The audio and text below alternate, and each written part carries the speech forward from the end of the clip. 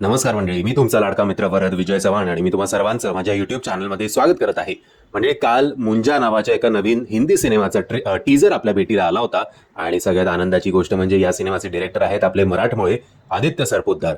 आता टीजर बघून फ्रँकली काहीही कळत नाही की या सिनेमाची नक्की वनलाईन काय आहे.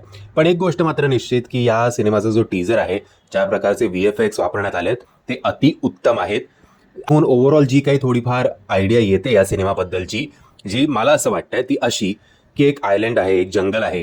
त्या जंगलातनं हा एक कोणतरी मुंजा म्हणजे जस्ट मुंजा झालेला एक प्राणी बाहेर पडतो आणि बाहेर पडल्या पडल्या त्याच्या कानावर एक संगीत येतं. ते संगीत म्हणजे मुन्नी बदनाम हुई हे गाणं. आणि ते गाणं ऐकून त्या आवाजाच्या दिशेने हा पळत सुटतो. ह्या आजूबाजूला किती माणसं आहेत, काय आहेत, कोणाला या दिसत नाही.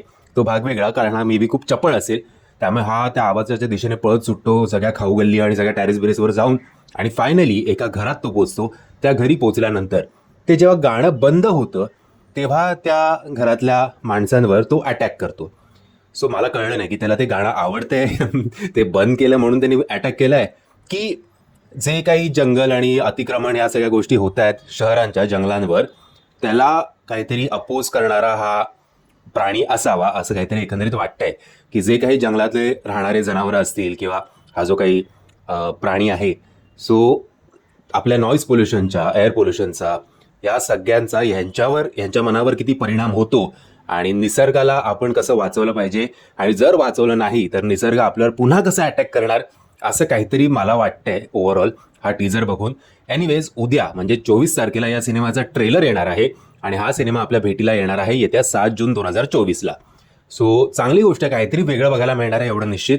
आणि चांगलं VFX असलेलं हा सिनेमा आहे आणि आदित्य सरपोतदार असल्यामुळे आपण जरा सपोर्ट करायला काही हरकत नाही मराठी माणूस म्हणून. जर तुम्ही हा टीजर बघितला नसेल तर त्याची लिंक मी तुम्हाला खाली डिस्क्रिप्शन बॉक्समध्ये देतोय. मी आशा करतो तुम्हाला हा व्हिडिओ आवडला असेल. जर तुम्हाला हा व्हिडिओ आवडला असेल तर प्लीज या व्हिडिओला लाईक, शेअर आणि चॅनलला सबस्क्राईब करायला विसरू नका.